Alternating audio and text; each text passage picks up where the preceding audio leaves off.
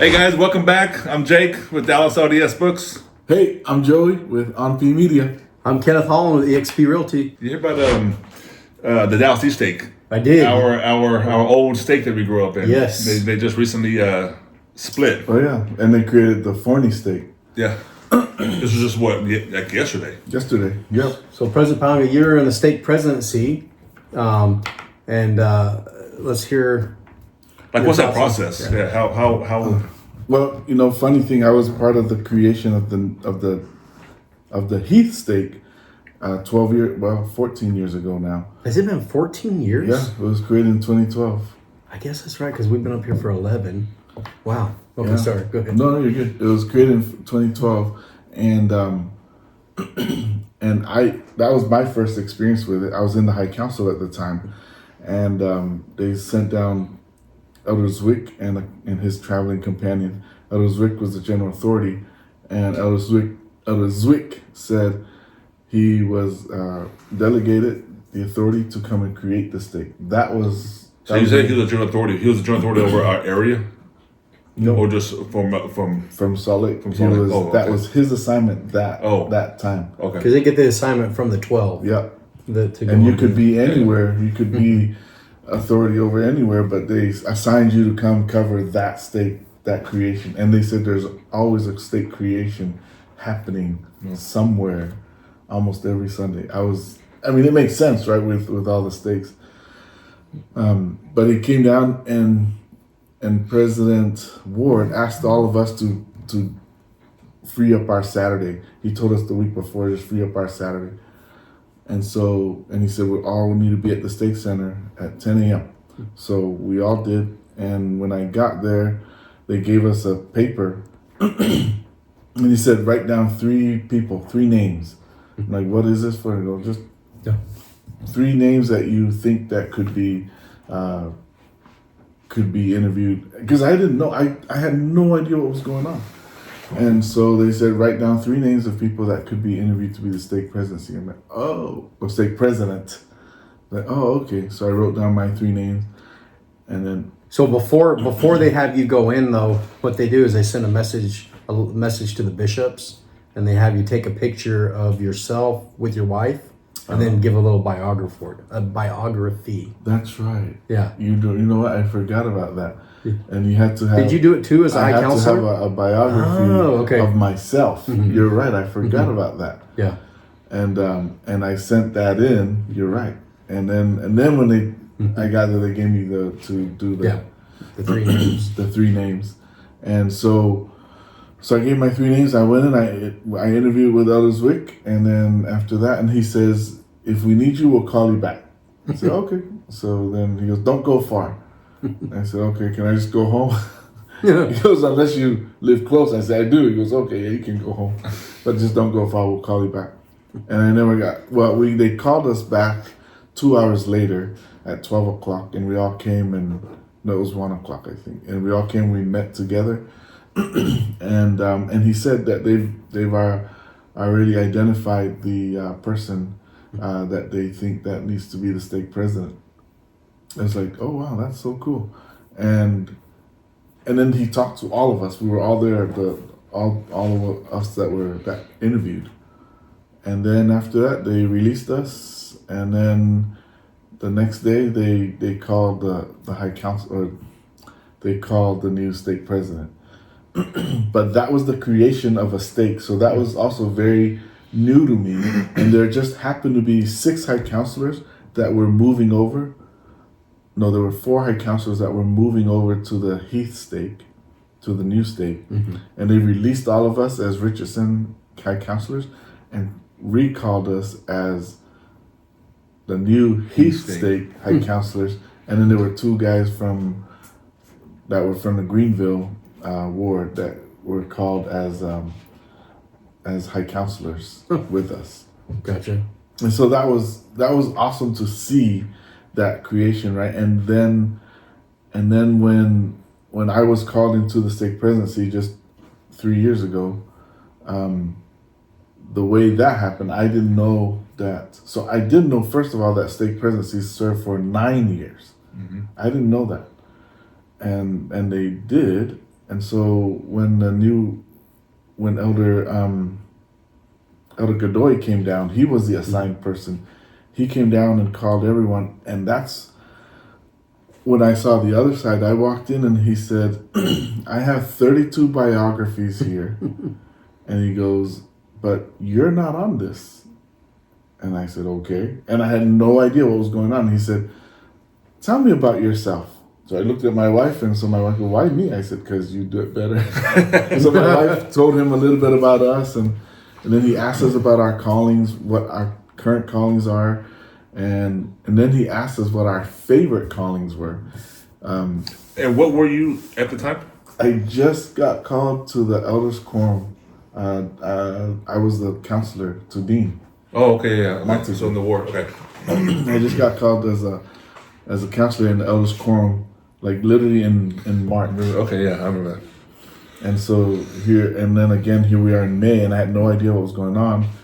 And then after that, then he interviewed us separately, and then we came back and he interviewed us together again. So my point is, the process of the creation of the stake was very simple, and it was neat to see. Now I've seen it twice, and what really interested me, and I talked about it with Jennifer, was that Elder Godoy also said he was given a letter assigning him to do the stake creation. So he showed us, he shared the letter, and he said, this letter delegates the authority to me. He has now the authority to delegate or to give the keys of presidency to President Ash. Gotcha. Or to the new state president, and then to set us apart as well. So I thought that was interesting. That was new for me, and I had never been a part of creation of a state before until 2012, and then again being in the state presidency in 2021. I loved whenever he shared the story. It was hilarious when he was talking about, I really wanted to get out. It was COVID.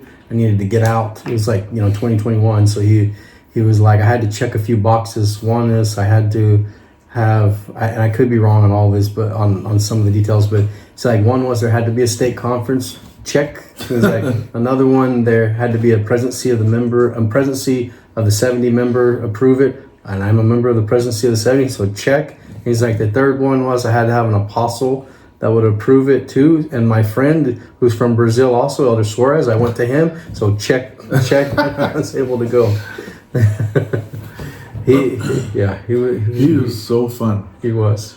I think there's another Godoy too. Yes, I know that too. Yeah. But he's Carlos. There's something I was going to ask about that.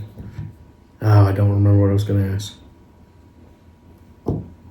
It is really cool to see our church, how it's structured, Mm-hmm. And like, it's just like, it's not like there's no just unorganized stuff, it comes from the top, and it's delegated or given by people who have that authority over that jurisdiction or that area, you know what I'm saying?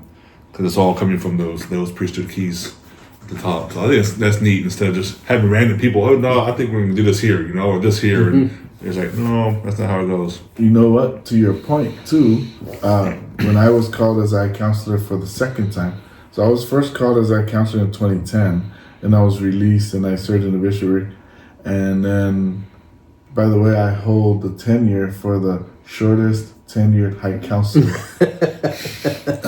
in the Richardson Stake. It is in their history books. The guy showed me 2 months and 2 weeks. Wow. Because it was split right after? No, I was called in March, and then they called me to the bishopric. The bishopric counselor moved like quickly. He was supposed to move at the end of the summer, so in August, but then they were moving faster than they had anticipated, so he moved in June. And so they're like, so they called me. They called someone from the high counselor. They said, yeah, we're just going to put you in to go serve. It's your work. I'm like, oh, well, okay. They go, yeah, this is your training ground. Your high counselor is your training ground. I'm like, oh. And so then I got called back to the high. So we moved to the Rowlett ward. We moved there in December. And I went straight to our bishop, and I said, "Hey, Bishop," I introduced myself, and I said, we just moved from the Garland Third Ward, and we'd like to help wherever we can in the ward." He said, "Sure." And then he called us back 3 weeks later, and he extended the call to my wife. We're like, "Oh, okay, cool." And then I saw him at the beginning of or the last Sunday of January. I'm like, "Hey, Bishop, I'm having a calling." He goes, "Yeah, I know." I'm like, wow. And then the first Sunday in February, I saw him again. He goes, I know, you don't have a calling. Don't worry, it's coming." And then that week, the stake president called us and asked to come meet with them. And we went over, and they extended us the call to serve in the High Council again, right? And then when that Sunday, when I saw Bishop, he goes, "That's why. When you arrived here, President Ward called us and said, there's a member of the Garland Third Ward moving into your ward." He goes, "Don't call him. We already have an assignment for him in the High Council." He goes, "Yeah, so I couldn't make any calling for you." And so that was kind of funny, right? To know. And so when President Peterson sustained me, because I was brand new to the ward, this is what he said. He said, after he sustained me, he said, "So, in case you're wondering, yes, Brother Pamela is new to your ward. He's only been here a month, but he is not a new member of our stake. He has been in our stake for 5 years, so we know him, and he has served with us, so that you're aware." And that was very interesting, because you don't just call anyone random. And I remembered my dad shared with us years ago that the reason we are ratified or sustained in front of the congregation is so that they are aware of who is being called. And for the most part, it is generally people who have been there, so that the stake know who you are. Mm-hmm. He said it's not always the case, but it's generally the case. Like, oh, interesting. Gotcha. Yeah.